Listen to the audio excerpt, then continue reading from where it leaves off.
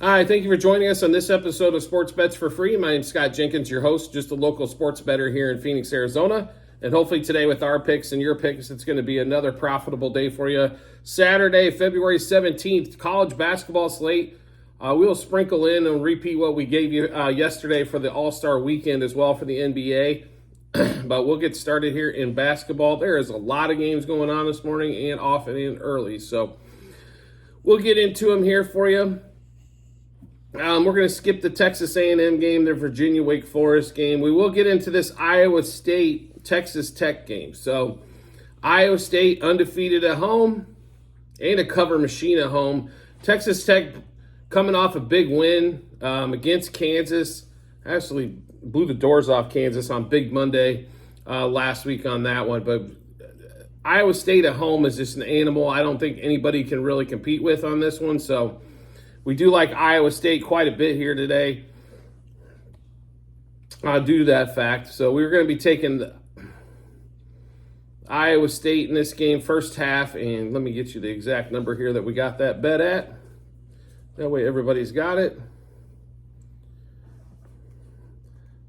So Iowa State minus 3.5 first half, minus 6.5 for the game. One more time, Iowa State minus 3.5 first half, minus 6.5 for the game. Next game up, Creighton at Butler. This line does keep moving as well. Butler been pretty decent at home. Should have covered and won the last game on miracle play at the end, and they lose the game and the cover on this one. Creighton's been decent, but I wouldn't call them fantastic on the road. It's been everywhere. It's been extremely hard for ranked teams to go in and win on the road here. So we're going to take Butler. This line, like I said, it has moved. It was 3.5 when it opened yesterday. It's down to 2.5 in a lot of spots. But we do like Butler here, plus 1.5 first half, plus 3.5 for the game. One more time, Butler plus 1.5 first half, plus 3.5 for the game. Next game up, another early game for us. Nebraska, Penn State. Nebraska's been playing out of this world, right? So they're definitely a tournament team, I think, this year.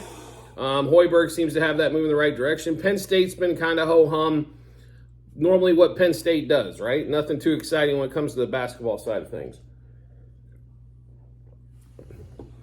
So, but we do like Nebraska. That home court advantage has made a difference this year. They are pumped up in Lincoln to watch this ball club, and I think that momentum and everything else going behind them. They've got a guy inside they can dump the ball to. They got shooters around.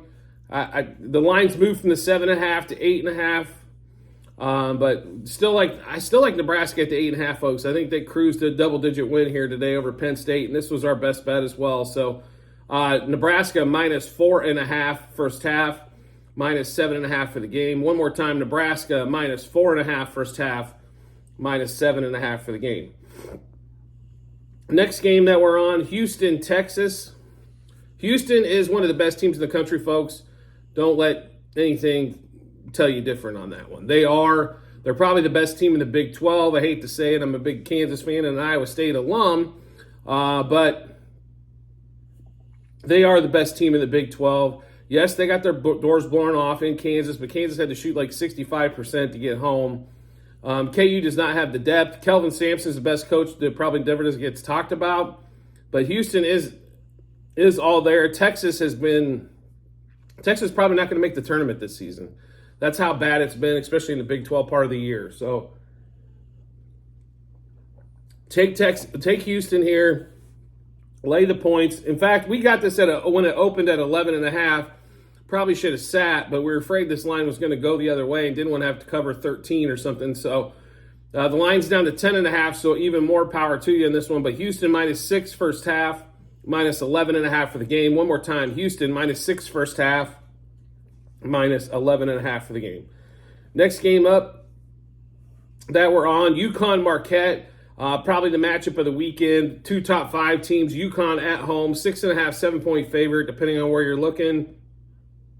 UConn is the best team, and you get them at home, good luck. Marquette, they've got some down low presence. They've got maybe the best guard in the country. UConn is just solid all around, and nobody's really talking about how they have a chance to go back-to-back here as being national champs from this year, but they are the best team in the country for a reason. So we're going to we bet UConn on this one. We got them at 7 and love the number at 7. So on that one there. So UConn minus 3.5 first half, minus 7 for the game. UConn minus 3.5 first half, minus 7 for the game. Next game we're going to be on is going to be South Carolina. Let me get to this here, folks. Do apologize about this as we scroll through the hundreds and hundreds of games. It seems like anyway. LSU, this line has moved. Kind of figured that yesterday when it opened at 5.5. LSU's put up, I will say this, I've been kind of surprised by LSU. I kind of thought they would have folded and not been much of a factor in the SEC so far this season, but they've kept games relatively close. I just think South Carolina, off that embarrassing loss at Auburn where they got their doors blown off by 40, I think does make a bit of difference here on this one. We do like South Carolina, especially at home. They're a top 15 team for a reason. I know they got beat by 40 by Auburn, but don't let that deter you here, as they are a different animal at home. So we did take South Carolina minus 3.5 first half, minus 5.5 for the game. One more time, South Carolina minus 3.5 first half, minus 5.5 for the game. Next game up, UCF against Cincinnati. This line yesterday, UCF was a dog. Now it's flipped to a favorite. It went from 1.5 point dog to 1.5 point favorite.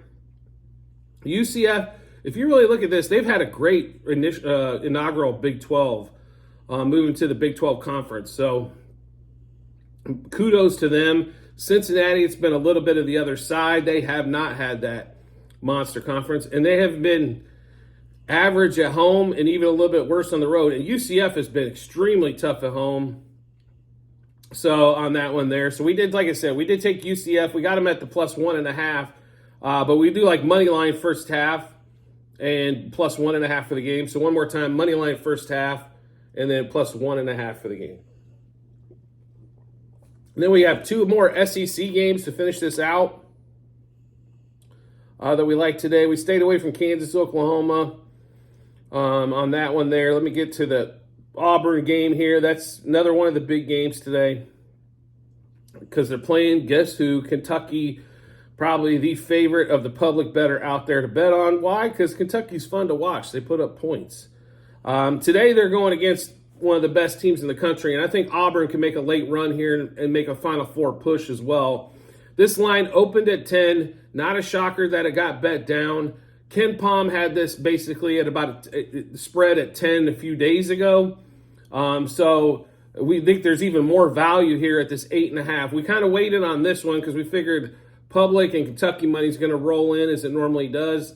So we did take Auburn minus 5 in the first half, minus 8.5 for the game. One more time, Auburn minus 5 first half, minus 8.5 for the game. And I will tell you this, when the line looks a little bit too appetizing like it does today, I can get Kentucky in 8.5 points.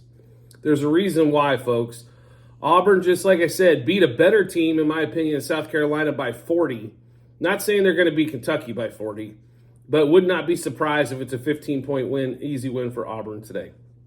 Last game up, we're going to be on Ole Miss at home.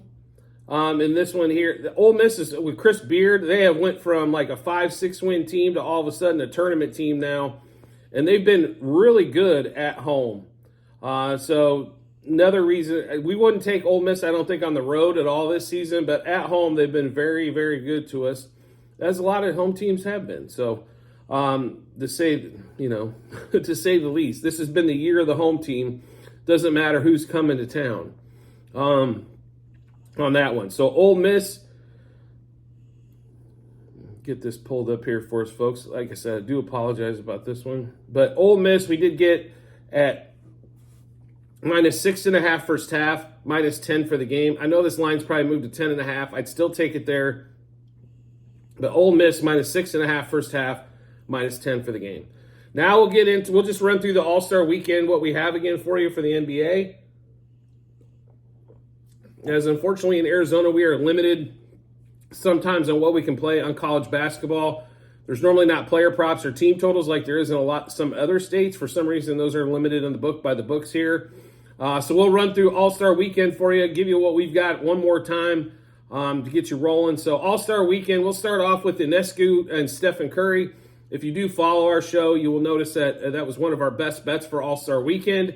Ionescu to beat Stephen Curry. We did grab this at plus 200 a couple days ago. I know this line's been beaten down as the book tries to hedge position here. If you're not aware of what's going on, so Ionescu, who made 37 out of a total 40 points in the WNBA All-Star game, is going against Steph Curry. He kind of mentioned it when he was mic'd up, and the next thing you know, it's put together for All-Star Weekend. So Ionescu is going to shoot from the WNBA line and on that one, so versus Steph's going to shoot from the NBA line.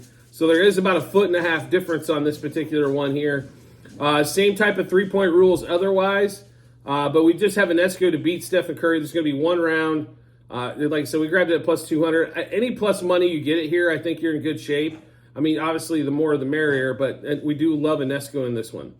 Skills challenge. Out of the 3 teams going on skills-wise this weekend,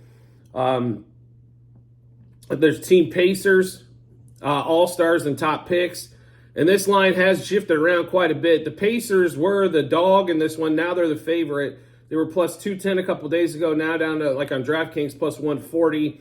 Team All-Stars and Team Picks. We're just taking the home team in this particular one. It's not that we have any inside knowledge or anything like that on that. But the home team and a team that plays together all the time, we'll take them in the Skills Challenge. So Team Pacers to win the Skills Challenge. We'll get to the dunk contest. This thing could get out of control on the betting-wise, I think. On this one, Mac McClung's already got, like DraftKings already has him at 275. He is a professional dunker, folks. And you're going against the other guys of Jaylen Brown, Jaime Jaquez, and Jacob Toppin. I mean, McClung's done this before. Obviously, he won last year. Almost got 4 perfect 50s last All-Star break. So I just think this is one of those events, like you could maybe throw a flyer on one of the other guys, but I think McClung's the definite overall favorite. I wouldn't maybe put a ton of money on this particular one, but expect him to kind of run away with this contest. So Mac McClung to win the dunk contest. And then we'll get into, one more time, the three-point contest. So we've got a total of, believe 8. So Lillard, Halliburton, Trae Young, Malik Beasley, Lauri Markkanen, Karl Anthony Towns, Jalen Brunson, and Donovan Mitchell. So we've got Lillard and Halliburton are basically as the 2 favorites. A bunch of guys at plus 600, 650, and then Donovan Mitchell with the lowest odds. He's like 7-1 to win this thing. So I'm looking for 3-point more specialists in this one. The Lillard's not a 3-point specialist. He's kind of all over the floor. Halliburton's more of an assist guy, even though he can shoot the 3. Trae Young, same type of thing. He's turned to more assists this season than anything else. Beasley is that 3-point shooter or that 3-point constant threat. Markkanen kind of all over the floor but has 3-point range. Karl Anthony Towns has won this thing before. Jalen Brunson is more of a go-to-the-hoop type of guy but can shoot the 3. And Donovan Mitchell, I would say the same thing.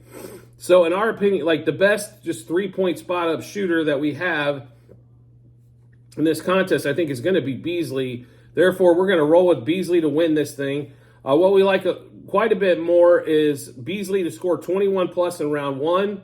And we'll also take a flyer on him to score 25-plus.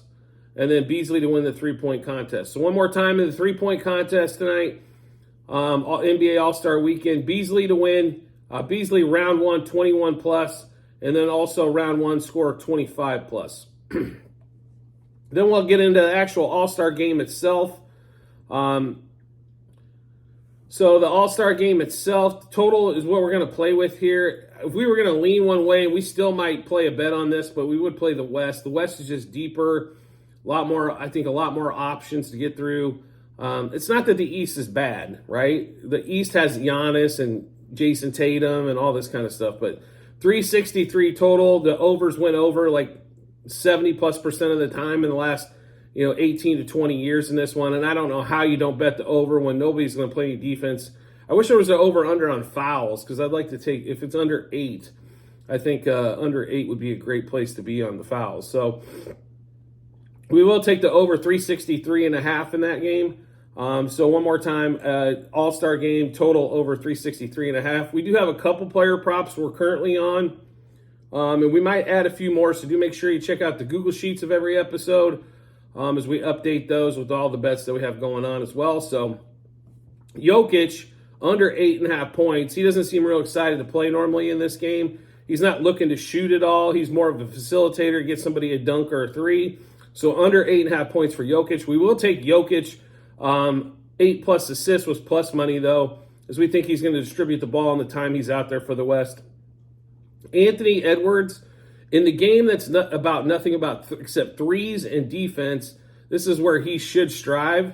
He can shoot threes, and I shouldn't say defense, and dunk. So AE is an amazing dunker and three-point shooter, kind of fits in his wheelhouse.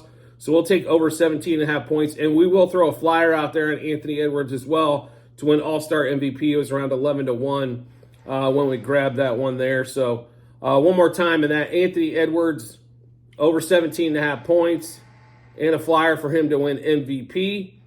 And then also Jokic under 8.5 points, but 8+ rebounds. So I mentioned it before, at the end of every show that we do, there will be a link in the comments section to our Google Sheets. It's a ledger of all of our bets, how many units we wagered on them, what juice we got those at, what book we placed them at, then obviously the result once we're finished up. So do make sure you check that out as well. We've got basketball going on right now that we went through here in this episode, but we've also got golf going on as well. So if you like following golf, we've got those as well. So make sure you do check that out when you get some time. And as always, if you can subscribe and get notifications to the YouTube channel, makes life so much easier to find us. When you hit that subscribe button, turn notifications on, you'll get a notification to your phone or device to let you know Sports Bets for Free has dropped some new bets. If you don't turn those notifications on, you can look us up in your subscription tab once you subscribe, and you'll see a little dot next to it letting you know Sports Bets for Free has dropped some new bets.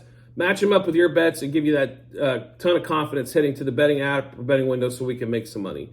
I do appreciate everybody's support as always, and look forward to seeing you on the next episode.